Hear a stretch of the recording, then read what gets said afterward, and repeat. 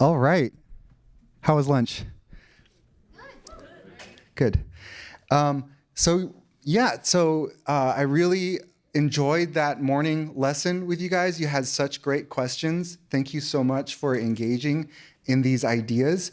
And now we are going to build off of the idea of individual rights that we covered in the morning to an extrapolation from individual rights, a concept called limited government.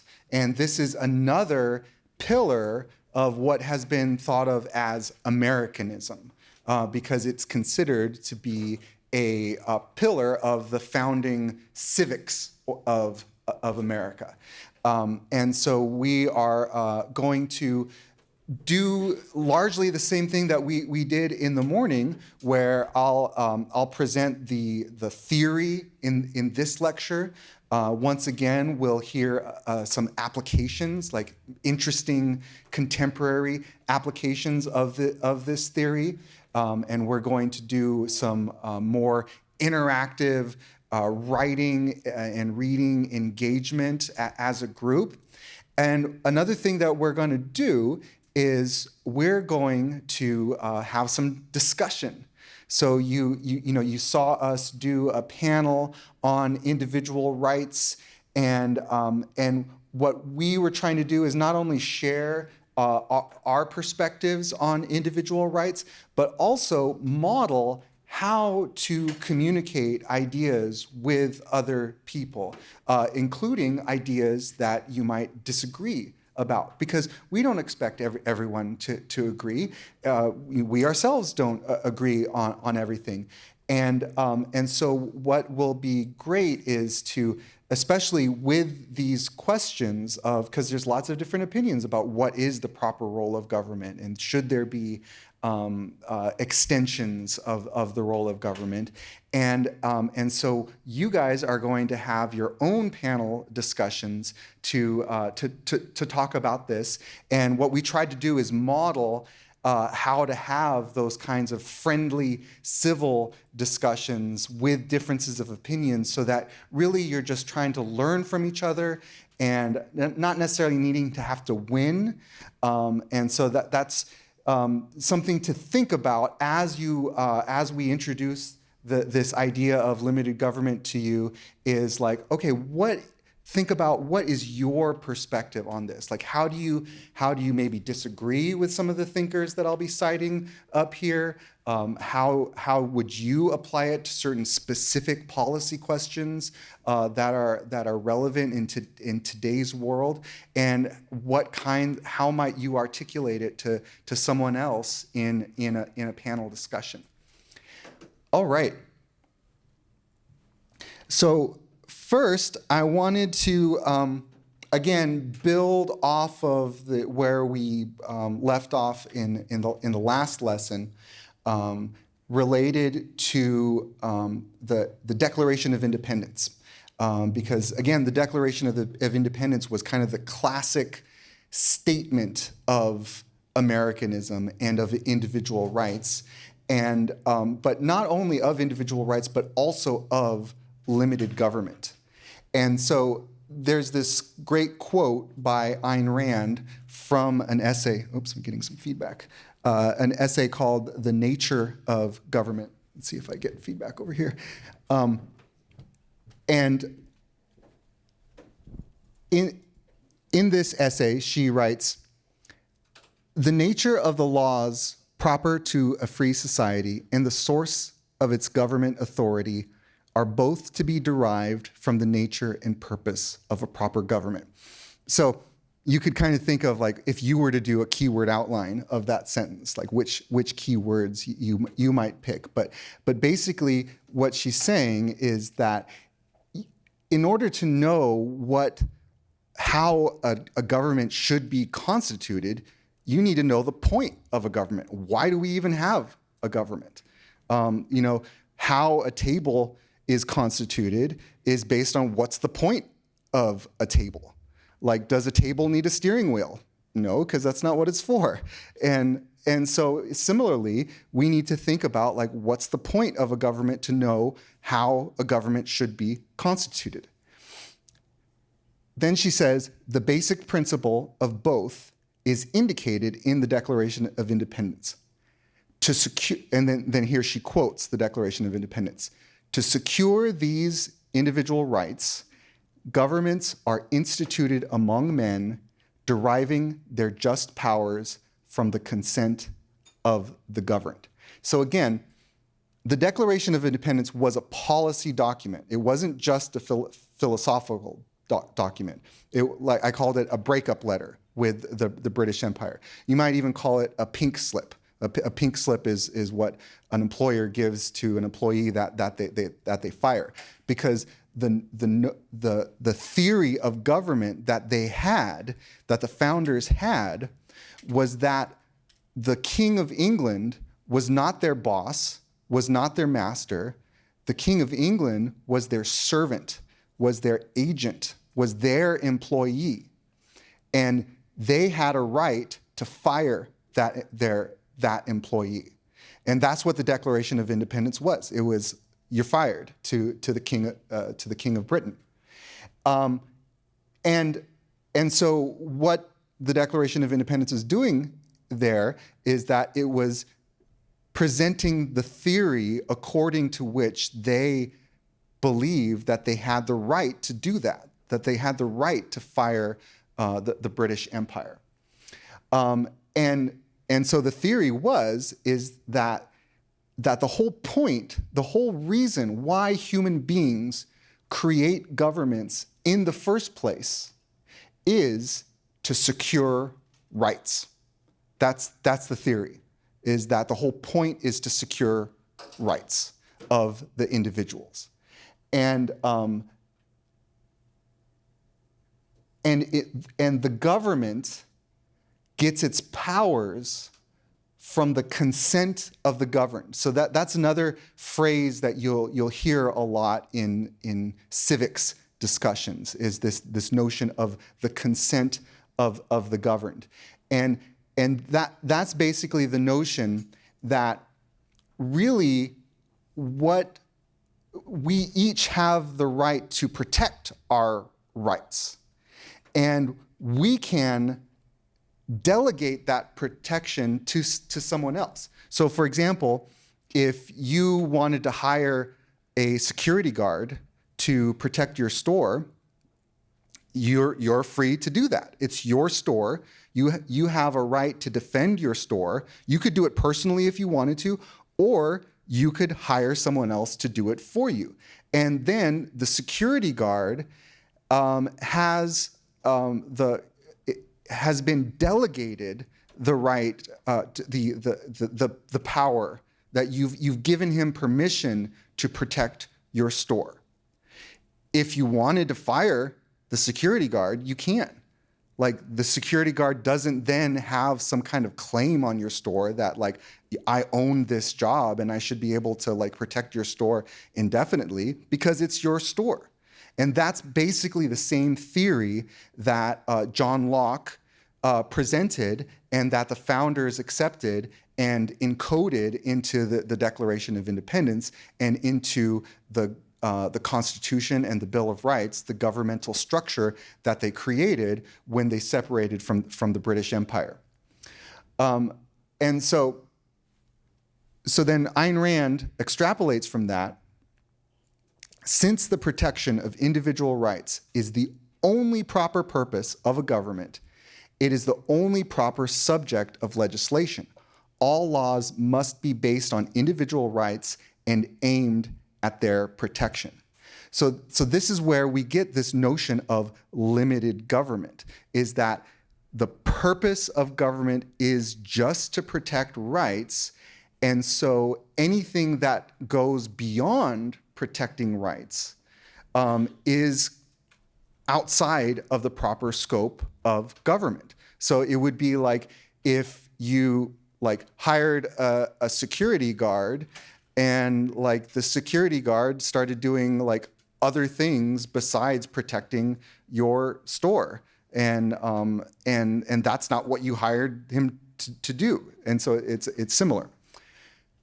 The source of the government's authority is the consent of the governed. This means that the government is not the ruler, but the servant or agent of the citizens. So that's why the word revolution is such a good word for this revolution of ideas. That it's not just a revolution in the sense of like one government was like pushed out and another government took its place. It was a revolution, a turning upside down. So like in Hamilton, there's a lyric where they say the world turned upside down. And it really was the world turned upside down because all throughout history, there was a completely different theory of government. And that was that the government is the ruler and the master, and the people are the subjects and are and are the less important party. But what this theory is a revolution of that. It turns it upside down. It makes the government a servant and an agent, and it makes the people the boss. And the people are the actual more important party in that relationship. It means that the government has no rights except the rights delegated to it by the citizens for a specific purpose. Again, this was very much in the Declaration of Independence. So here's more of that key preamble passage of the Declaration, again, deriving from rights. So that we have these unalienable, these rights that we talked about in the last lecture, and that to secure these rights is why we create government. But then Thomas Jefferson goes further and says that whenever any form of government becomes destructive of those ends, so ends means like purposes, like the point of it. So whenever something becomes destructive of what it was created for, you don't want it anymore. So like if you know this microphone, the whole function of this microphone is to amplify my voice. Like if it started doing the opposite, if it started like silencing me, that would be like the opposite of the point of a microphone. And so you should get rid of that. And the same logic is applied here to government, is that if government starts to violate the very rights that it was charged with protecting, then that is not a functioning government. That's not actually, like Locke wouldn't even classify it as a government because that's not the point of a government. And so in that case, that people have a right to make other arrangements for the protection of their rights. So the right of the people to alter or abolish it and to institute new government, laying the foundations on such principles and organizing its powers in such form as to them shall seem most likely to affect their safety and happiness. So again, this was the statement of principles, the statement of philosophy that where they justified the separation of a government that they considered had become tyrannical, and the statement of philosophy that they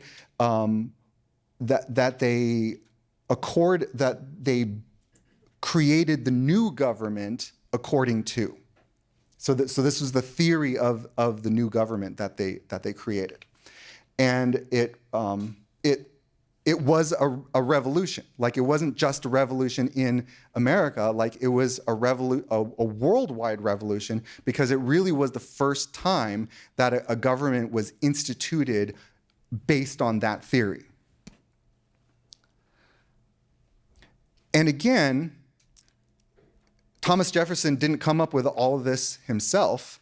Like, again, the whole founding generation, their biggest influence was John Locke, the Enlightenment philosopher, and particularly in the philosophy that he developed in his book, Two Treatises of Government. And he states the same theory that's in the Declaration quite plainly. He says, people unite for the mutual preservation of their lives, liberties, and estates, which I call the general name property, the great and chief end, therefore, of men's uniting into commonwealths, which is what means government, and putting themselves under government is the preservation of their property. And again, that's a more expansive definition of the property that includes like one's own body as proper to themselves. And so Leonard Read, the founder of the Foundation for Economic Education, talked about the upshot of that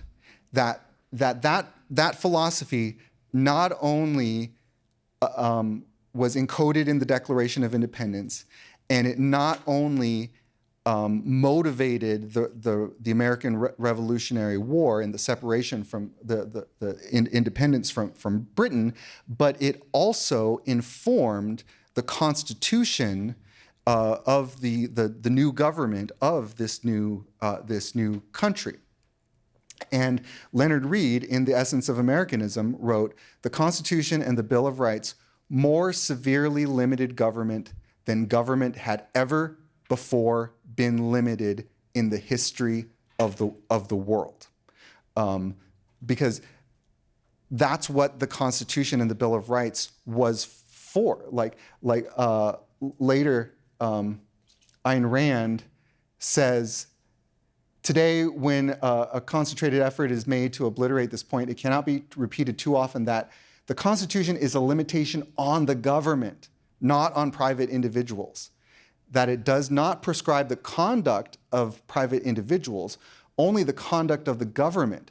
That it is not a charter for government power, but a charter of the citizens' protection against the government." And that's confused a lot of times, because when people think about like what laws are for, they think it's about empowering the government and disempowering the people, but it's actually the opposite in the case of the Constitution, that the whole point of it is to protect the rights of the people from the government. It's about what the government is not allowed to do.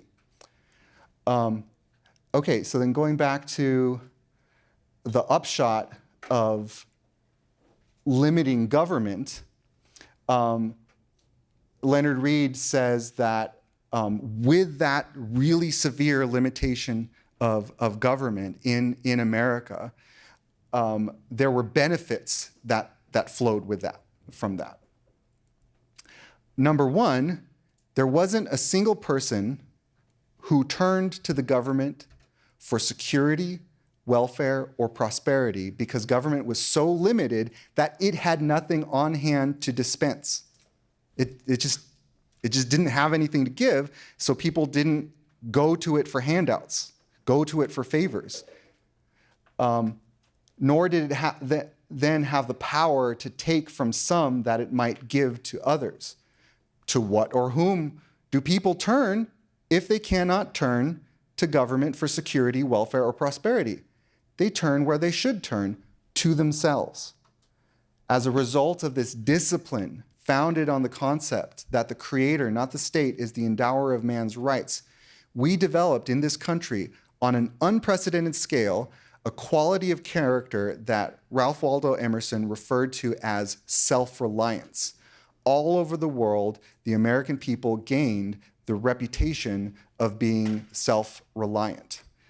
So that was like a psychological and character upshot of limited government, that it prevented corrupting dependency on a government, on some paternal power, and it made people direct their energy inward to make themselves stronger, and they became stronger as a result. And so this idea that government actually makes us stronger is not necessarily the case, because just like a parent or a teacher that does too much for their kids, it's actually in the name of making them stronger and protecting them, it's actually anti-protection because it actually makes them weaker. And the same principle applies to the relationship between governments and people. Leonard Read continues, there was another benefit that flowed from the severe limitation of government. When government is limited to the inhibition of the destructive actions of men, that is, when it is limited to inhibiting fraud and depredation, violence or misrepresentation, when it is limited to invoking a common justice, there occurred a freeing, a releasing of creative human energy on an unprecedented scale. So it's not only that dependency on a paternal power makes you weaker, but it also makes you less creative and less productive. And so when, especially because not only because you don't have to produce and that you don't have to create, because then the problem is that sometimes you're not even allowed to create, that the government's just getting in your way and just saying no to all sorts of things, and people are not free to innovate, and people are not free to follow their curiosity and follow their passions and follow the special insights that only they know and only they have, and that a central government cannot know enough to know all those opportunities that are locked in each individual's minds. And so a great book that I really recommend by Leonard Read is I, Pencil, where he talks about the freeing of creative potential that comes from freedom, from limited government. This was the combination mainly responsible for the quote-unquote American miracle, founded on the belief that the creator, not the state, is the endower of man's rights. And so when he talks about the American miracle, is like I talked about before, that America had just become the wonder of the world. That electrification came out of America, and human flight came out of America, and these great innovations in culture, in music, like jazz came out of America, and rock and roll came out of America, and profound thinkers, and economic wealth grew in America. There was an industrial revolution, and living standards rose, and people invented new technologies that eliminated hunger, and that made, for the first time in human history, each successive generation radically different from the one before. Because that's something that we forget, is that throughout human history, life was basically the same for the masses, of just being just like really poor and on the brink of starvation, like one famine away from potential disaster, and basically like the toolkit, like the lifestyle that they lead was like basically the same generation after generation. That was something that has only changed recently, where like every generation, it's like a technological complete overhaul, where it's like now we have AI, and before that we only had like the smartphones, and before that we only had personal computers, and before that we only had telephones, and before that we only had telegraphs, and just like every single generation, just things just keep getting better and better, and not just for the elite, but just for the masses. That was largely happening in America because of Americanism, and people recognized that. And so people throughout the world adopted these principles of individual rights and limited government to get the same kind of fruits.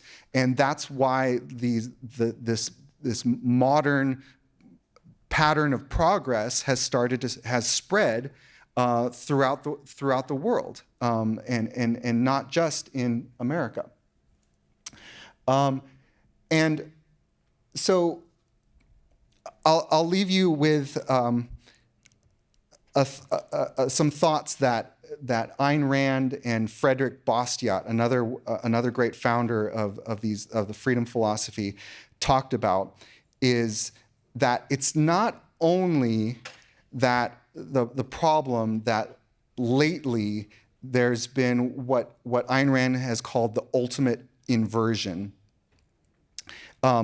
which is that it's not only that governments that we've changed our understanding of the purpose of government. So historically, what that means is, like, for example, like in the progressive era in the late 19th century, and like during the New Deal, we started having completely different ideas about what rights are.